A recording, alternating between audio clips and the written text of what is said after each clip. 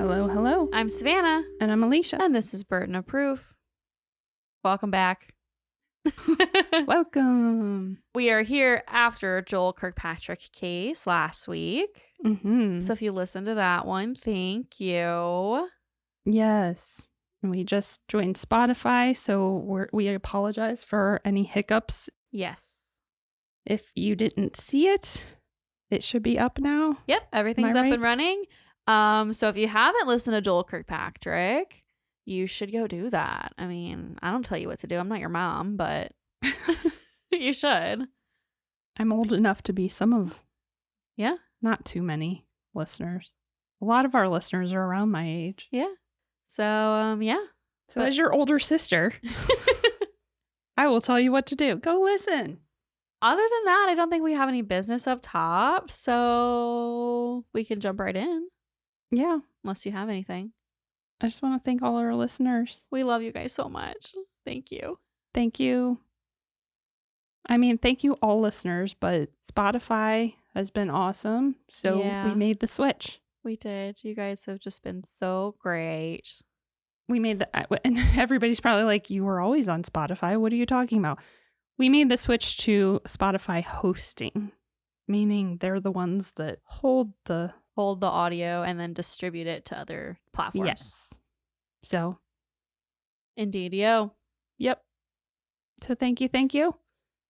And what do you have for us today? Today I have for you a case from the early 2000s, Christine Paolilla. Paolilla. That's a fun name. It is a fun name. Kinda. So we're going to jump right in. We're going to jump in. I've been doing so many cases where like the main focus is the victim. And so I just... You're just now putting it together that's probably not where we're at today. That might not be where we're at. Yeah. It's not. Whoopsies. Oopsie daisies. No. So we're going to open up with Lori Paolilla. Okay. Who brought her two children, John and Christine, to Clear Lake, which is right outside of Houston, Texas. Okay. Houston, obviously, is known for NASA, but the NASA space station is actually, well, one of them. I don't know if they're all in Clear Lake, but they had moved to Clear Lake, and Clear Lake was a really like upscale suburban neighborhood where the NASA is. The NASA. It's literally full of rocket scientists, so that's kind of cool. All right. It's described in one documentary as like a place where every single American can see themselves raising a family. It's like very Americana. Cookie cutter houses. So not me. No. That sounds like my nightmare. It is probably your nightmare. I hate cookie cutter houses, and I am terrified of Texas. Into the heart of Texas. Okay. So Lori's husband had passed away when her youngest daughter, Christine, was around 2. He was a construction worker and he passed in a construction work accident. Mm-hmm. And life as a grieving single mom was really tough for Lori. Yeah. She unfortunately fell into addiction and lost custody of her 2 children, but they were fortunately placed into the care of their grandparents. So it was a rough start out to her life with her father passing and just being shuffled about. Mm-hmm. Christine began to struggle even more when at 5 years old, her hair started falling out in clumps in the middle of the night. Her grandparents took her to a doctor where she was diagnosed with alopecia. She started kindergarten and had already started to feel the ridicule of other kids. Mm-hmm. But it got worse when it became clear to her teachers and grandparents that her vision was really bad. Oh my gosh. So she was wearing glasses, big Coke bottle glasses, and bad wigs. Mm. She began drawing in her eyebrows because with alopecia, you lose all of your hair. Yeah. And she was using a pencil that would smudge frequently and would smear with any sort of sweating. And her wigs were not great. Combined with the glasses, she was relentlessly bullied in school. Mm-hmm. And this lasted for quite a while, but on the brighter side, eventually she was reunited with her mom. Both her and her brother were given back into her custody, and her mom had remarried, and things continued to look up for Christine at this point. She started to attend Clear Lake High School, which, for the first time, she made real friends. She'd had acquaintances and people that she talked to at school, but this was her first time having best friends, people that she talked to about everything, that she would hang out with on the weekends, that they were pretty much inseparable. Yeah. And these two friends were quite literally the most popular girls in school. Tiffany Rowell and Rachel Coloroutis took a liking to Christine right away. And this isn't like a Regina George and the Plastic situation. This is a really genuine friendship. And Christine's family saw an immediate switch. Like when she came home the day that she met them, she was already a happier and better version of herself. She had more motivation for school, she was social, and she laughed more in the first few days of knowing these girls than her family had seen her laugh in her entire life. Wow. They were very kind and taught her how to actually do her makeup. They taught her how to do her eyebrows, taught her how to dress, and they came together and bought her a nice wig, which means the world to Christine. Yeah. They helped her do a full 180 on her appearance while never making her feel bad about how she looked before, just kind of increasing her confidence a lot. Yeah. To the point where, as her senior superlative, Christine was voted Miss Irresistible. Miss Irresistible. I know. Can you imagine that being a superlative in high school? That's not appropriate. Right. I'm a person that doesn't like to be perceived. So Yeah, I'd right. be like, Exactly. take that back. Exactly. And as the three of them entered their senior year of high school, things kind of started to switch. And one of them, I think it was Rachel, was technically a year older. So she may have already graduated. I'm not positive on that. You kind of get mixed sources on their ages, but I think she was older. I mean, their ages are facts, but their grade levels are a little bit. Yeah. Christine began dating a boy named Chris and Christine, so don't get confused. Cute. Adorable. But her friends didn't really like Chris, and neither did her family. He had some pretty major red flags. Where's that running red flag guy? I love red flag guy. I love red flag guy too. Oh my God, I love him. He had some red flags that included convictions and charges on some minor petty crimes, frequent recreational hard drug use, and he was 21 to Christine's 17. Get honey roasted. Sorry, I had to. That's a red flag, I think. Yeah. If you don't know red flag guy, look him up. Please, on social media. You'll get angry, but you'll also laugh. Yeah. Obviously, no one in their lives approved of this relationship, which just pushed them together more. It didn't help when Christine began using drugs alongside of Chris, beginning what would become an incredibly long and hard battle through her addictions. Mm-hmm. Her friends and family saw less and less of her, and Chris and herself, like their relationship just became more toxic. And they were abusive to each other. This was not a one-way street. Yeah. Chris was disrespectful with his words, demanding and controlling, and Christine was labeled as crazy by his family. She was an incredibly jealous person, and if he even looked at another woman, she would hit him. It was rough. And after one particularly nasty argument, as an example, she refused to leave his house and slept on his front porch and rattled on the screen door and screaming and yelled that she would kill him and his family and his sisters. His sister Brandy would say later on that Christine was a cancer to their family. Wow. This cuckoo for Cocoa Puffs went on both sides of the relationship for sure. Yeah. Chris is quoted as saying he's scared of two things, the cops and Christine. Oh my. But again, they were regularly doing hard drugs. Yeah, I was going to say drugs are bad. Yeah. And so some of their strange behavior during parts of their relationship where they were experimenting with drugs would make a little bit more sense, particularly the time that she was screaming at him, stopped screaming at him, and then licked his face from chin to hairline. Drugs are bad. Drugs are bad. But unfortunately, Rachel had her own issues to worry about and could not monitor Christine. You want to date this boy that we hate, that's on you, but I've got my own ish, she said. Yeah.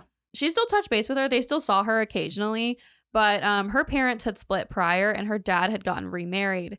And so drama aside, he basically moved out and left his young daughter home alone with no supervision in this house, which automatically makes her house the party house. And she's graduated at this point. So Her and Tiffany had started working as waitresses at the local strip club. Oh. And they were hanging out at their house one day.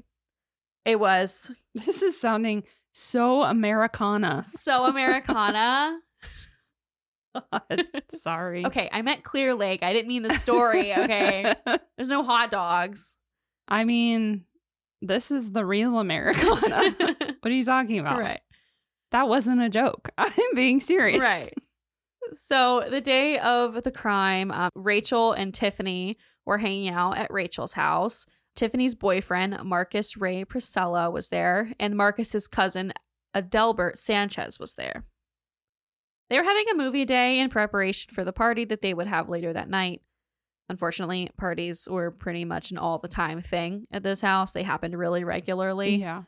But the girls, I'm not positive if the girls were doing hard drugs, but Marcus was definitely dealing. He was dealing ecstasy and cocaine. Okay. When Chris and Christine needed drugs but had no money, they knew where to start. Mm.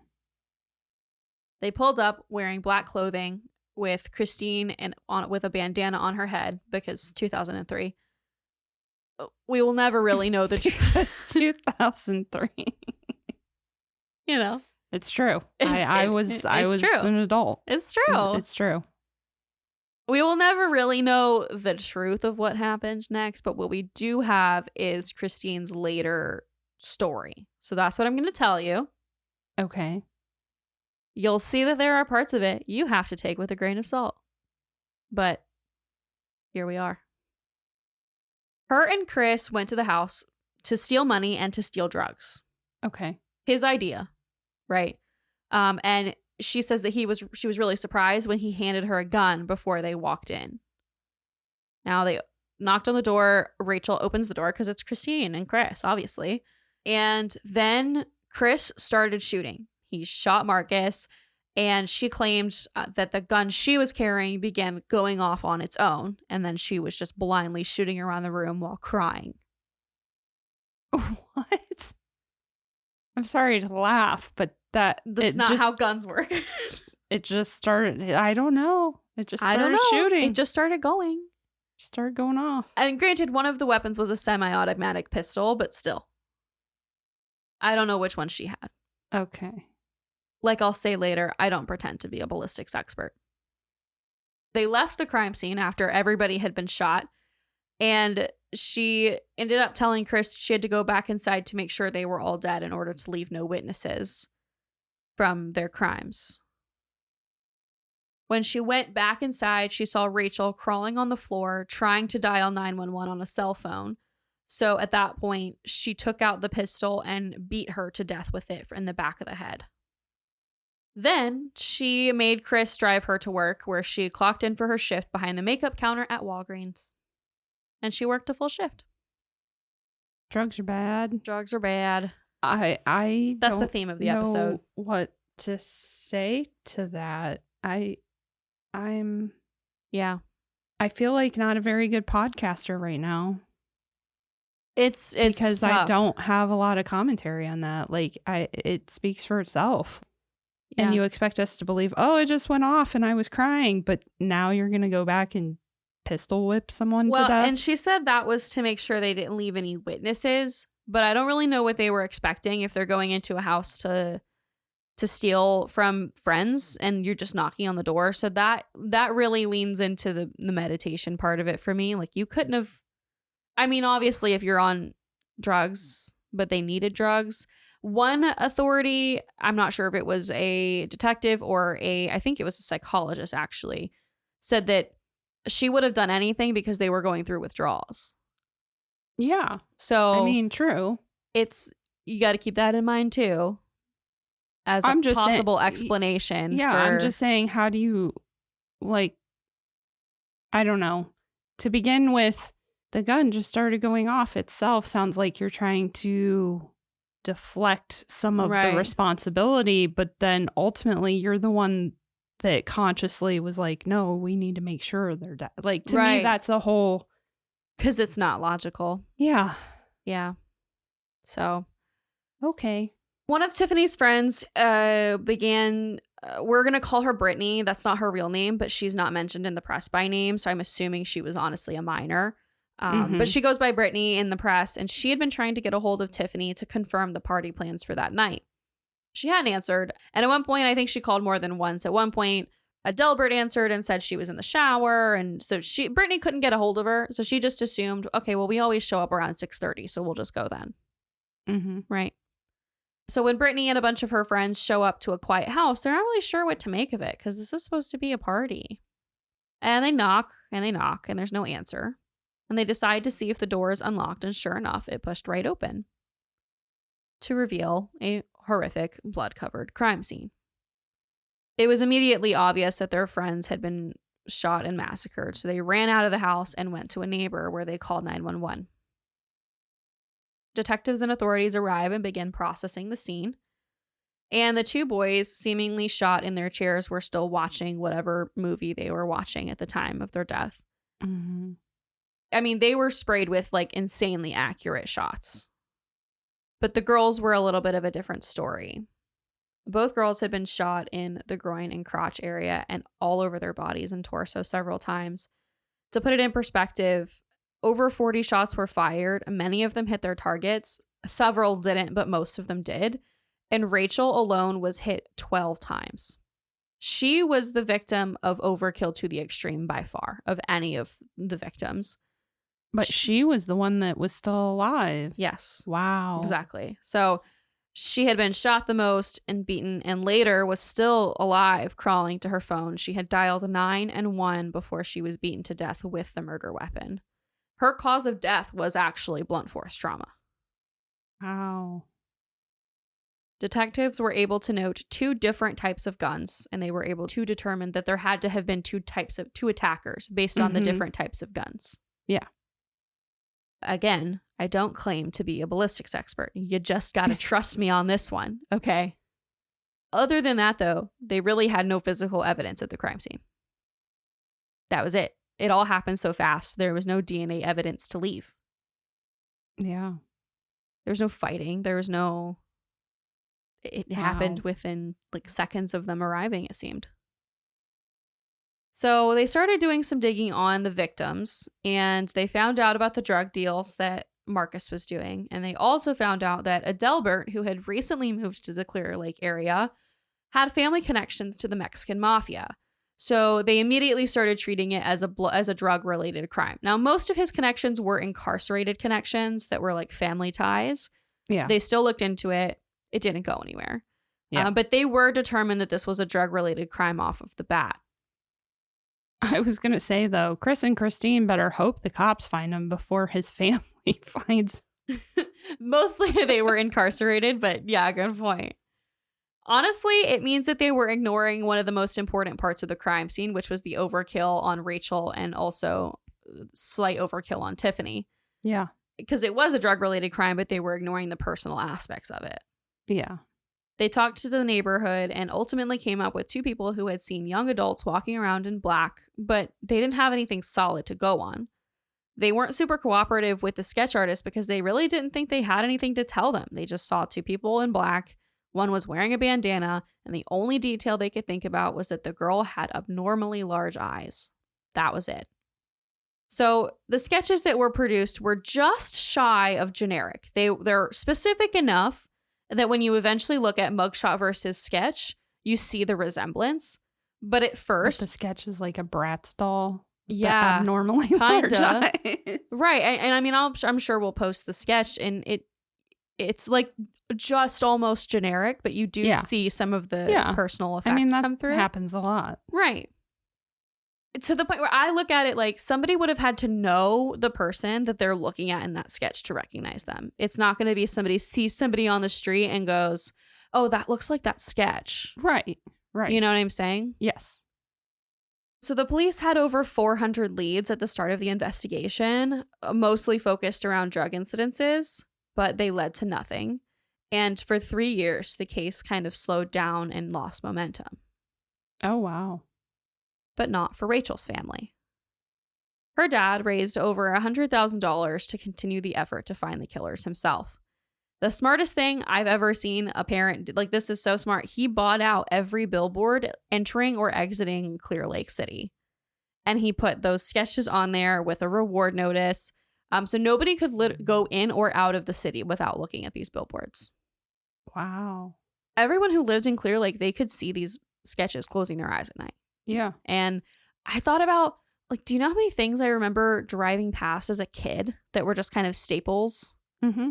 There has to be kids who grew up seeing like, those. I remember that. And remember that, you know? I remember seeing that Bratz doll on the... Kinda, yeah. But I couldn't find it in the store. She kind of does look like a Bratz doll. So we're going to catch back up with Chris and Christine 3 years later. They split up about a year after the murders because Chris went to jail for auto theft. Everyone says auto theft. Nobody says Grand Theft Auto. So I'm assuming he stole like a 2002 Camry or something. I actually don't know. In hindsight, I should have looked at his auto theft, but it's not really relevant. He goes to prison and Christine decides that this is the time for her to kind of get her life together. So she goes to rehab. Okay. And in rehab, she meets her future husband.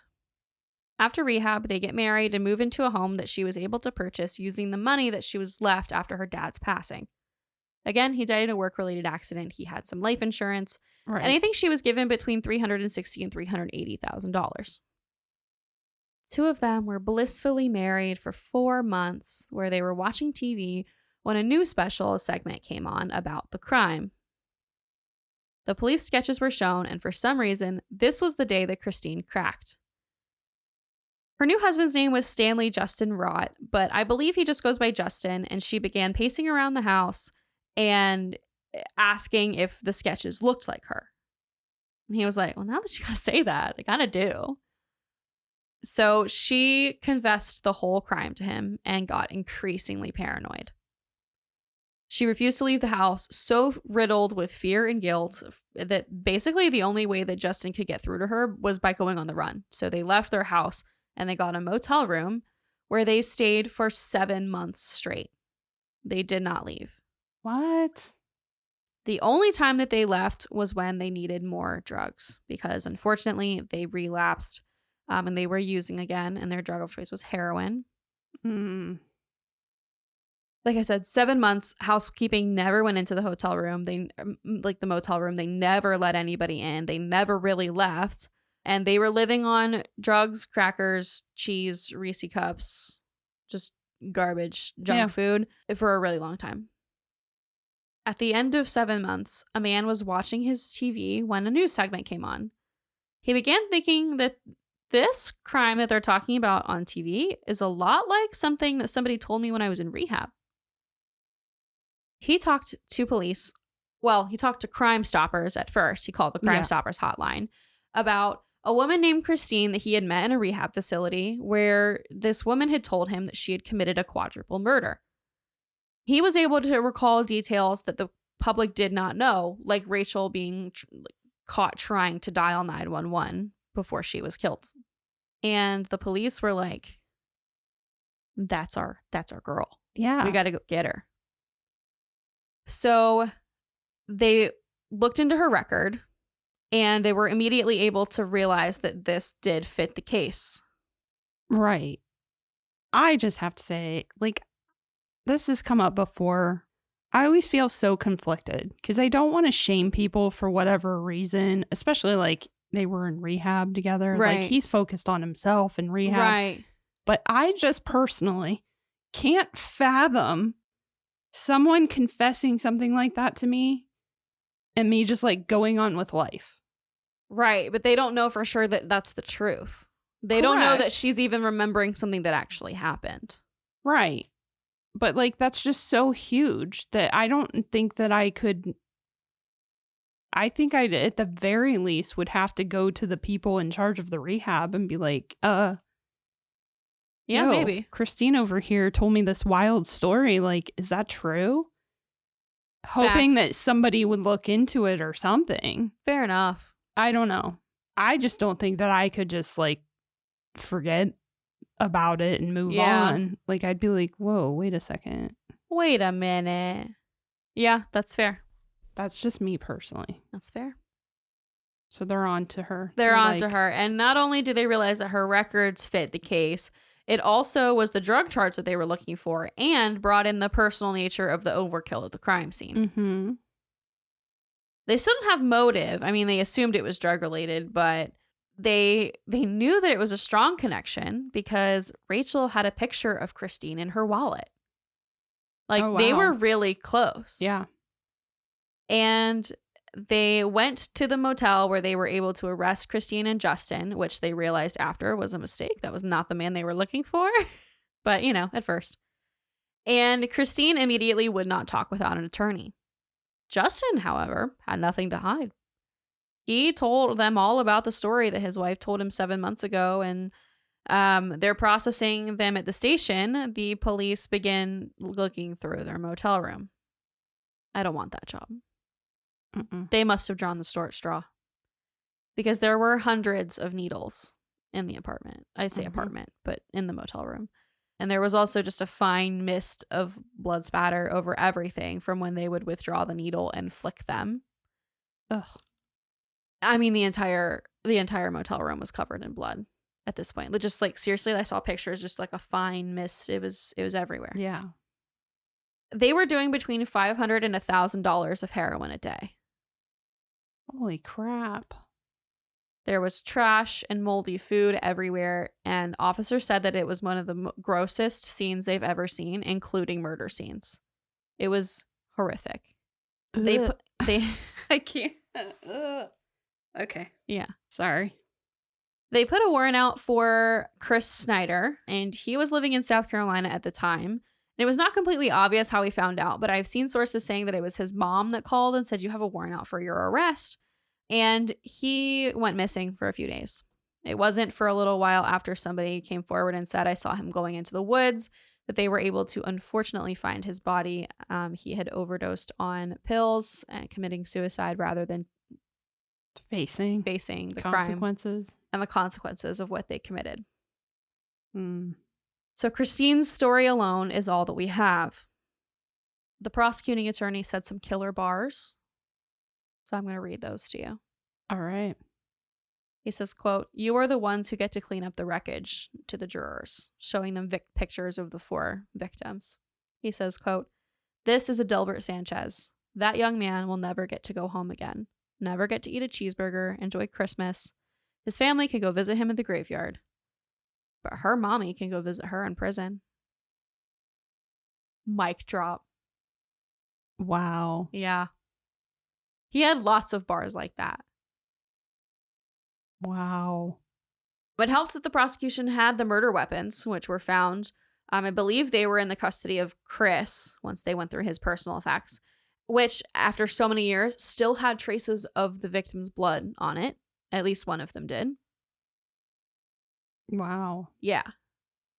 So the defense team for Christine painted a picture of a controlling dictator like Chris, who forced Christine's hand on top of her tough childhood. He forced Christine's hand on top of her tough childhood and struggles with addiction, which she would have done anything to survive. The jury found it tough to make the decision because they were taking into account several psychologists who had come up on board and said these people were struggling with addiction. It wasn't necessarily a premeditated crime. They had all sorts of, people coming forward to not necessarily defend Christine, but just give context to what happened. Right. But the jury did end up convicting her, which she then received the max sentence of 40 years. Honestly. Shrug. Yeah. Alicia is shrugging. Yeah. If she hadn't gone back in and been like, "No witnesses." Right. It may have been a little bit of more of a believable story. If not for that, I could see them saying, okay, not premeditated. Right. 2nd degree murder, whatever. But that, no. Right. She did appeal her decision, but after a very long and honestly pretty boring appeal process that I'm not going to walk you through, they affirmed the decision. Yeah. And she is still serving time today. That's where we end. Wow. I mean, that's pretty straightforward. Yeah. It was a pretty straightforward case, but I was really intrigued by a lot of the headlines were like Miss Irresistible slays 4, and so it definitely pulled me in, and it's just sad because they were all so young. They were also young. Like, there's a slight part of me being that I have loved ones who are sober. Mm-hmm. I've known so many people that have gotten sober over the years, like people that I went to high school with. And even though I'm not in touch with them anymore, like they're doing so much better in life. I even kind of feel sad for her and her husband. Right. Like that they had gotten their shit together and gotten sober and hopefully would have stayed sober. But yeah, this is absolutely something that would push you right back into. Right. And the paranoia was extreme. It was like the heart was beating under the floorboards for her. Yeah. And that's, incredibly hard to deal with. And then you add that you're freshly sober on top of that. It's tough. Mm-hmm. I feel like I heard something about this case. Yeah, like maybe. The 4 people sitting around and that they had connected to like. I didn't know the whole story, but Mm-hmm. I feel like I heard probably when she got caught. Anyway, she's lucky that Adelbert, that his family members didn't track her down. Yeah. I know they were incarcerated themselves, but still. They probably still knew people on the outside. And it was sad because he had just moved to Clear Lake. Like, he was new to the area, and it's just everybody was so young, and it was really a senseless crime. Yeah. And to think about these girls who had meant so much to Christine, like I said, pictures and wallets, and they were inseparable for a long time. To turn on them, it's just... And how shocked must they have felt in that moment where they're like, what is happening? It's Christine. Like, we let you in our house. We opened our door to you. I was going to say, something must have, for that personal element and for her to turn on them, there must have been something. So psychologists... Whether it actually happened or just in her mind. Yes, it seems to be just in her mind. Psychologists and crime scene investigators and detectives all say that the shots to the groin specifically lean into jealousy issues between Christine and Tiffany and Rachel that I think were just really deep rooted. It wasn't anything that the girls had done. There's absolutely no reports of them ever being mean or cruel to her or looking down on her or treating her as anything less than just a best friend. But that's kind of where the overkill comes in with the psychology of it, is that she was just incredibly jealous of their appearances. Possibly their lives. Yeah. Because even though I know Rachel's had like some stuff after the fact, but like when they first were friends. Right. Yeah. It's tough. Trauma and addiction does crazy things to people. It really does. That's ick. It's icky on all sides. Yeah. Wow. Okay. So I know it was kind of a mini episode for us, but I started researching it and I just really fell in love with the story of Tiffany and Rachel and just wanted to make sure that I got to tell it. So. Fair. Yeah. And it's a straight to the point thing. When you're talking... they were on the run for shootings 3 years. And stuff. And then like, what are you going to say? What they did daily for 3 years. Like, no, she went to rehab. That's where she was. And I'm not sure how long she was in treatment for, but pretty much immediately after that, her and Justin got married and they started their lives. And how crazy. Yeah. For their families as well. Mm-hmm. To be like, oh, we're so proud of you. You got sober and now you're married. And oh, wait. Oh, I meant to mention, Tiffany wanted to be a social worker when she graduated college. She really wanted to give back, and I loved that. They both had really humble, realistic goals for their lives outside of college, and I just really struggled with their kindness being repaid this way. Yeah. But if you made it to this part of the episode, and you want to be featured in Sunday shoutouts, the emoji that you leave on social media post about this case is going to be the little best friends emoji, the 2 girls hanging out for Tiffany and Rachel. And we hope we'll talk to you guys next week. Yeah. Well, good job. Thank you. To the point, some listeners will be thrilled. Yeah, listen. There wasn't much banter to skip over. Right. So I know it was a straightforward one, okay? But sometimes that's just the way crime is. If it walks like a duck and it talks like a duck, it was Christine, okay? So here we are. Okay. All right. We will talk to you guys next week. Thanks for listening. Tune in next week. It's a mysterious one. You're going to want to listen to it. I promise. Till next time. Bye. Bye. Thanks for listening, guys. Find us on Instagram and TikTok at Burden of Proof Pod and email us at burdenofproofpod@gmail.com.